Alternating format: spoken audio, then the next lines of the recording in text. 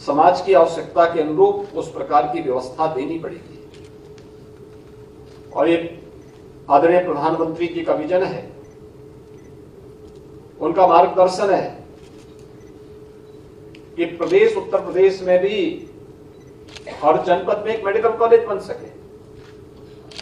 हम लोगों ने कहा जहां नहीं हो सकता वहां पर भी हम लोग या तो गवर्नमेंट के स्तर पर, नहीं तो पीपीपी मोड पर एक मेडिकल कॉलेज का निर्माण करें, क्योंकि मेडिकल कॉलेज अपने आप में एक विशेषज्ञ चिकित्सा सेवा का एक उत्तम माध्यम होता है।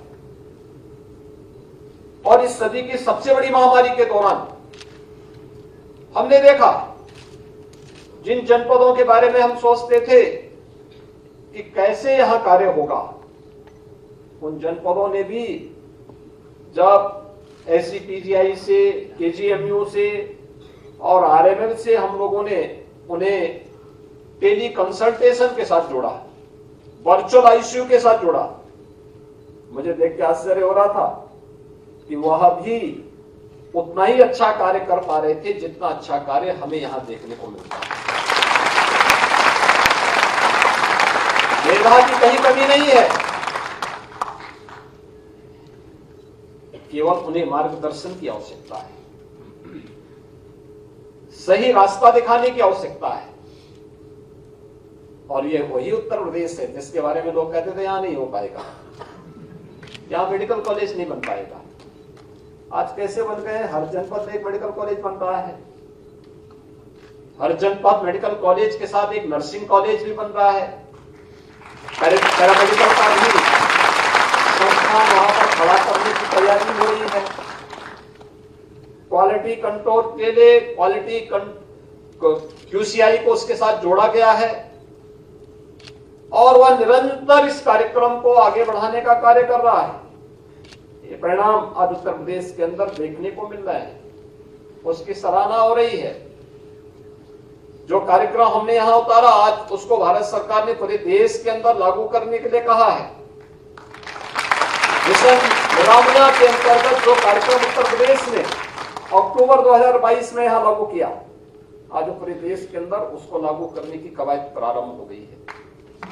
यानी दिखता है कि हम सही रास्ते में हैं। और ये नियुक्ति पत्र वितरण का एक कार्यक्रम हमारे लिए प्रधानमंत्री जी के मिशन रोजगार के साथ भी जुड़ा हुआ है। हम लोगों ने तय किया है कि हर व्यक्ति को लिए कठिन होता है कि हम सरकारी क्षेत्र में हर व्यक्ति को नौकरी दे पाएंगे, लेकिन सरकारी क्षेत्र में जितनी भी नियुक्तियां होंगी उन सबको लेकर के जो खाली होंगी उन सबको भी हम लोग लगातार भर्ती की प्रक्रिया को जोड़े हुए हैं। और जैसे अभी पाठक जी बता रहे थे कि 6 साल हुए हैं गवर्नमेंट के, 6 लाख सरकारी नियुक्तियां हम लोगों ने दी।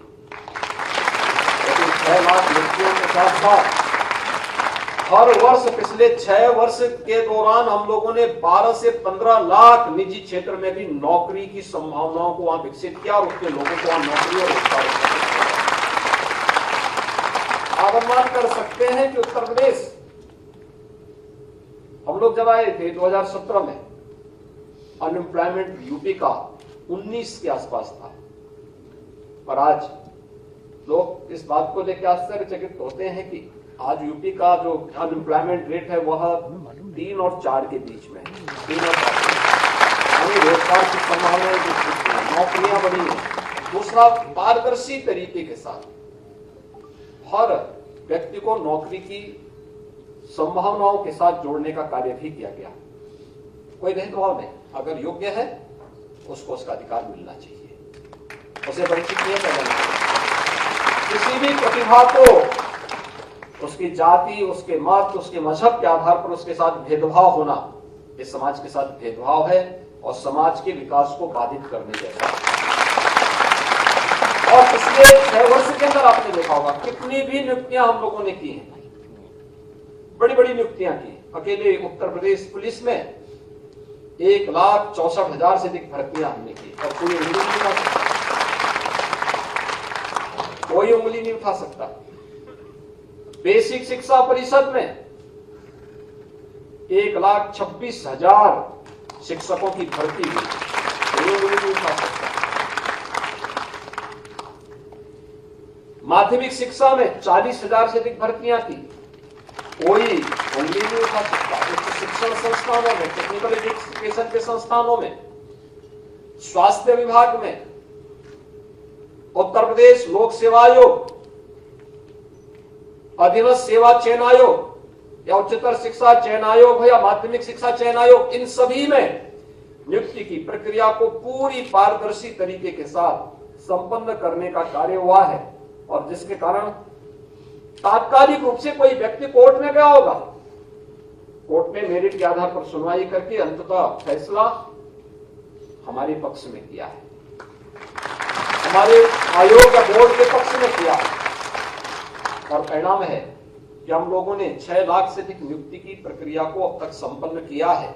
और हम लोगों ने तय किया है कि हर वर्ष 1 लाख सरकारी नियुक्तियां और 12 से 15 लाख निजी क्षेत्र की नियुक्तियां हम उत्तर प्रदेश के युवाओं को उपलब्ध करवाने का कार्य कर रहे हैं। आज नई नई चिकित्सा विधाओं को आगे बढ़ाया जा रहा है।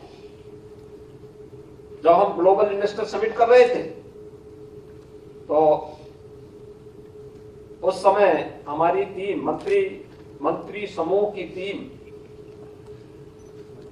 दुनिया के अलग अलग देशों में गई थी विजिट करने के लिए, प्रदेश में निवेश को आमंत्रित करने के लिए गई थी। तो यूएस में भी एक टीम हमारी गई थी। वहां पे हमें एक प्रस्ताव मिला। उन्होंने कहा साहब हम यूपी में एक निवेश करना चाहते हैं और वह हमारा चैरिटी होगा। तो मुझे वहां से मेरी टीम ने फोन किया, कहा कि लोग चाहते हैं। मैंने कहा लोग रहने वाले कहाँ के हैं? तो उन्होंने कहा कि उत्तर प्रदेश के। मैंने कहा करना चाहते हैं तो इनको बोलो एक बार यूपी आकर के विजिट करें, क्योंकि वहां पे रह करके बहुत बार होता है कि यूपी की जो पहले की 17 के पहले की तस्वीर थी उसी को लोग भ्रम में होंगे। एक बार ये हमारे संस्थानों को देखें और तब अगर ये हमें सहयोग करना चाहेंगे तो हम लोगों को फिर प्रसन्नता होगी। हमने हाँ नहीं कहा, हमने कहा वे आकर एक बार देखें। वे आए, मैंने उनको यहाँ पीजीआई के डायरेक्टर साहब के पास भेज दिया और वे लोग यहाँ पर आए और यहाँ पीजीआई में 500 करोड़ रुपए का वे सहयोग करने जा रहे हैं।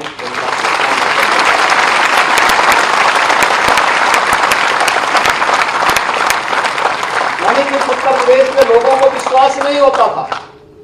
आज मैं देखता हूं हर जनपद में हमारे पास लोग आते हैं, हम भी साथ सहयोग करना चाहते हैं। कोई कहता हम टेली कंसल्टेशन में सहयोग करना चाहते हैं, कोई कहता स्मार्ट क्लास में हम सहयोग करना चाहते हैं, कोई कह रहा है कि साहब हम लोग गांव के इंफ्रास्ट्रक्चर को और अच्छा सुदृढ़ करने में हम योगदान देना चाहते हैं। अलग अलग क्षेत्र में हर व्यक्ति सहयोग करने को तत्पर दिखाई देता है।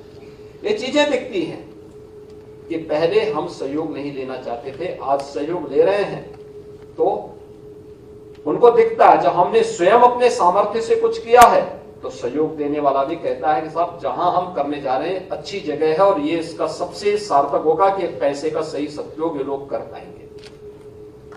ऐसी पीजीआई ने जो अपना एक स्टैंडर्ड तय किया है, मुझे लगता है कि प्रदेश भर के सभी चिकित्सा संस्थान को अपने उस स्टैंडर्ड को बना करके अगर वे उस व्यवस्था को कायम रखेंगे तो वह जन विश्वास का प्रतीक बनेगा। और मुझे लगता है कि जन विश्वास पर खरा उतरना आज के दिन की सबसे बड़ी चुनौती है। कोई व्यक्ति अचानक इधर उधर नहीं भागता है। आपका जो क्षेत्र है, पैरामेडिक्स का जो क्षेत्र है, नर्सिंग का जो क्षेत्र है, बहुत पवित्र क्षेत्र है, सेवा का उत्तम उदाहरण है। लेकिन इसमें सबसे पहला आपका व्यवहार निर्भर करता है। याद रखना, मरीज का आधा उपचार तो आपके व्यवहार से हो जाएगा। आधा वह दर्द भूल जाएगा, आधा वह अपनी बीमारी भूल जाएगा अगर आपने उससे सदव्यवहार से बात किया और सही चीज बताया। हमारे जो चीफ सेक्रेटरी बता रहे थे ना यहाँ पे भी कि मरीज जब आएगा स्वाभाविक रूप से तनाव में होगा, एक तो बीमारी का तनाव, दूसरा पता नहीं कितना खर्च होगा इसको लेकर के भी, क्योंकि बीमारी तो अचानक आती है, बता के नहीं आती है, और जब आती है तो वो ये नहीं बताती कितना खर्च होना है। एक सामान्य मध्यम वर्गीय परिवार के लिए या निम्न मध्यम वर्गीय परिवार के लिए वह एक अतिरिक्त बोझा होता है। अलग विषय है सरकार इसमें सहयोग कर रही है आयुष्मान भारत के माध्यम से, या फिर मुख्यमंत्री जन आरोग्य योजना के माध्यम से, या मुख्यमंत्री राहत कोष से भी हम लोग बड़े पैमाने पर सहयोग कर रहे हैं। लेकिन उस सब के बावजूद जब तक वो सहायता मिलती है तब तक तो कुछ देर तक खर्चा उनके ऊपर ही आता है। उस तनाव में उसका व्यवहार कभी कभी चिड़चिड़ा हो सकता है बीमारी के नाते भी, और जो नया आर्थिक बोझ आ रहा है उसके नाते भी। उन स्थितियों में उसकी पीड़ा को समझते हुए पूरे धैर्य के साथ अगर हम उससे बातचीत करते हैं और उसको आश्वस्त करते हैं कि ठीक हो जाओगे, कोई समस्या नहीं, हिम्मत से काम लो, और बहुत अच्छे ढंग से उसके साथ बातचीत अगर आपने करना प्रारंभ किया, आधी से अधिक बीमारी उसकी अपने आप समाप्त हो जाएगी। तो वो बीमारी तो शारीरिक नहीं होती, मानसिक भी होती है। बहुत सारी बीमारियों का उपचार तो मनोवैज्ञानिक तरीके से होता है, और एक मनोवैज्ञानिक के रूप में आपको उस मरीज के साथ व्यवहार करना है। अगर आप उस मरीज को पहले बोलेंगे तुम ठीक नहीं हो सकते, तुम्हारा स्वास्थ्य खराब है, तुम गंदे रहते हो, या तमाम प्रकार से बातें करोगे, तो वह ठीक होने वाला भी होगा तो भी या तो वैसे मर जाएगा, नहीं तो वह छोड़ करके भाग जाएगा वहां से कि भाई जब मरना ही है तो अपने घर में मरूंगा, क्यों मैं आपके यहां मरूं। और इसलिए कभी भी उसके साथ इस प्रकार का व्यवहार नहीं होना चाहिए। हमारा व्यवहार उसके प्रति बहुत सौहार्दपूर्ण होना चाहिए, अपनत्व भरा होना चाहिए, भावनात्मक एक झलकना चाहिए उसके मन में। आपका व्यवहार उसको सदैव इस रूप में दिखना चाहिए, जब कभी भी उसको संकट आए तो आपका चेहरा उसके सामने नजर आए, देखिए उन्होंने मुझे वहां पे कितना अच्छा मेरा उपचार किया कि मैं ठीक होकर के आ गया, मुझे नया जीवन मिल गया। ये भाव और ये व्यवहार आपका दिखना चाहिए, और ये आपकी सबसे बड़ी पूंजी होगी। नौकरी प्राप्त करना आपके जीवन का ध्येय था, आपने प्राप्त किया।